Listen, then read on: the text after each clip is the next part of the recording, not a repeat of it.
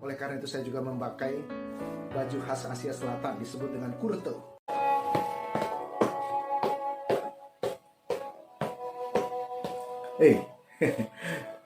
Kita bertemu lagi dalam episode cerita orang hebat. Saya seakan-akan bermain dengan sepatu karena kisah ini tentang seorang tukang sepatu di desa Piddington di Inggris di tahun-tahun 1780-an. Kemudian pada waktu ia bekerja di tempat memperbaiki atau membuat sepatu, ia melihat peta dunia di setiap saat ia bekerja. Dan ketika ia melihat peta dunia inilah kemudian lahir sebuah visi yang luar biasa. Ia ingin memberitakan kabar kasih Kristus sampai ke India. Nah, oleh karena itu saya juga memakai baju khas Asia Selatan disebut dengan kurte. Baju inilah yang kemudian sering ia pakai dalam pelayanannya menjadi orang di benua Asia Selatan, di daerah India. Ia bernama William Carey, yang kita kenal sebagai seorang pionir memberitakan Injil atau disebut utusan Injil pertama di dunia modern, di mana ia pergi ke India. Tahun 1789 ia menjadi pendeta di sebuah gereja yang kecil.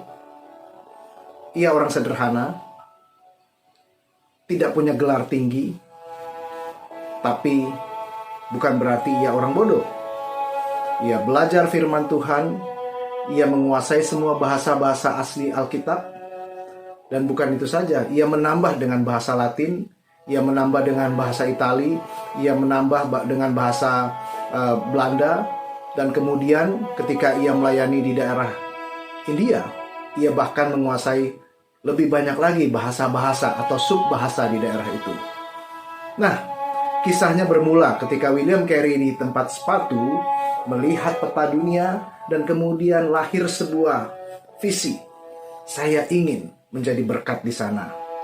Dalam sebuah pertemuan dengan para pendeta di daerahnya itu, di mana ia harus mengikuti rapat bersama, ia mengajukan, saya rasa kita tidak bisa hanya memberitakan kabar kasih Kristus hanya di Inggris saja. Kita harus ke India, ke tempat yang jauh. Namun tanpa disangka, tanpa dinyana, seorang pendeta senior pemimpin sidang itu mengatakan dengan kata yang sangat keras, yaitu shut up and sit down young man, atau tutup mulutmu dan duduk hai anak muda. Kalau Allah mau bekerja di sana, ia tidak perlu Anda dan saya. Jadi gak usah mikir jauh-jauh. Apakah William Carey patah semangat? Tidak. Karena bagian dari firman Tuhan yang ia baca, yang saya ingin bacakan kepada kita semua, dari Yesaya 54, di mana dia ingin mengatakan kepada kita bahwa visi itu tidak bisa berhenti. Saya ingin membacakan dari Yesaya pasal 54 ayat 2 dan 3 yang merupakan basis mengapa ia terpanggil. Lapangkanlah tempat kemahmu dan bentangkanlah tenda tempat kediamanmu. Janganlah menghematnya. Panjangkanlah tali-tali kemahmu dan pancangkanlah kokoh-kokoh patok-patokmu, sebab engkau akan mengembang ke kanan dan ke kiri. Keturunanmu akan memperoleh tempat bangsa-bangsa. Ia tidak patah semangat. Tahun 1793 ia akhirnya berangkat ke India dengan keluarganya. Ia sampai di Kalkuta, dan sejarah mencatat 41 tahun ia melayani di India tanpa pernah pulang ke Inggris. Ia menjadi seorang yang luar biasa. Ia menjadi berkat bagi bangsa India, dan ia terus memberitakan kabar baik melalui apa yang ia miliki. Ada 3 hal yang ia lakukan juga. Mungkin banyak, tapi 3 hal yang pertama buat dia, pengutusan Injil bukan atau tidak hal yang sama dengan kristenisasi. Ketika ia memberitakan Injil, ia memberikan keseluruhan hidupnya. Dan kemudian ia berusaha mengerti bahwa memberitakan kabar baik bukanlah sesuatu yang hit and run. Bukan sekedar mengkhotbahkan sesuatu, tetapi hidup dengan bangsa India.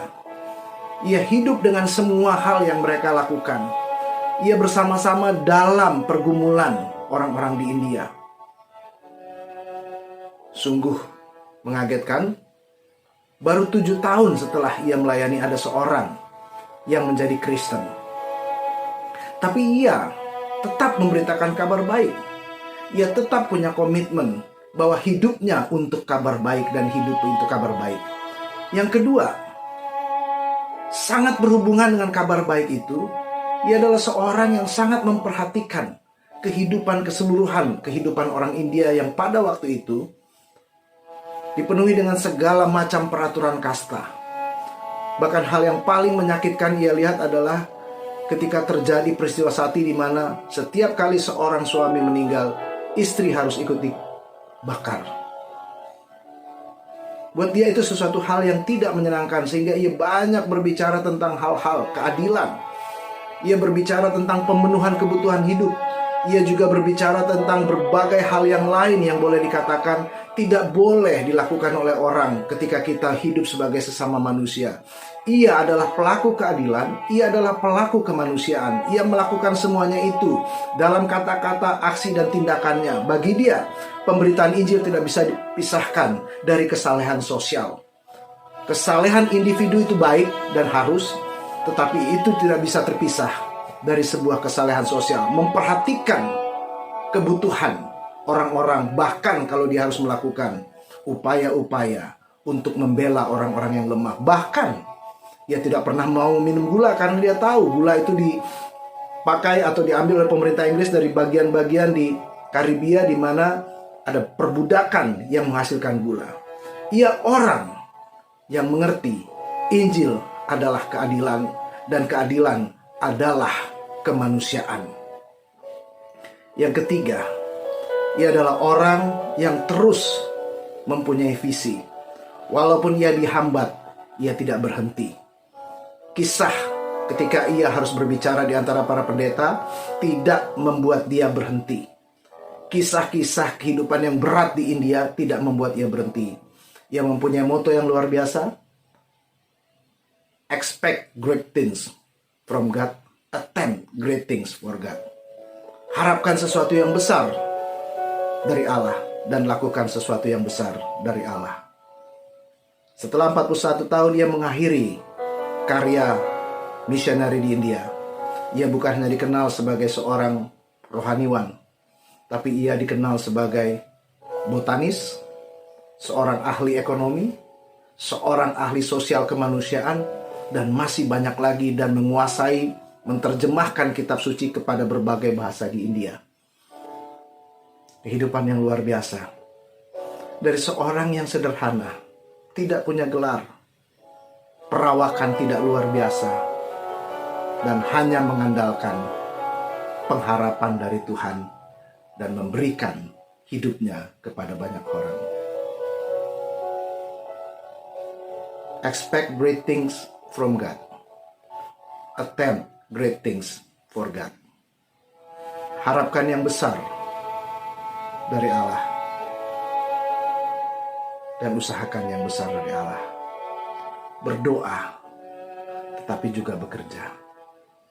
Semoga ada banyak orang yang bisa menjadi seperti William Carey, yang dimulai hanya dari tukang sepatu, namun melihat visi dunia dan menjadi berkat bagi sesama. Tuhan memberkati kita semua. Amin.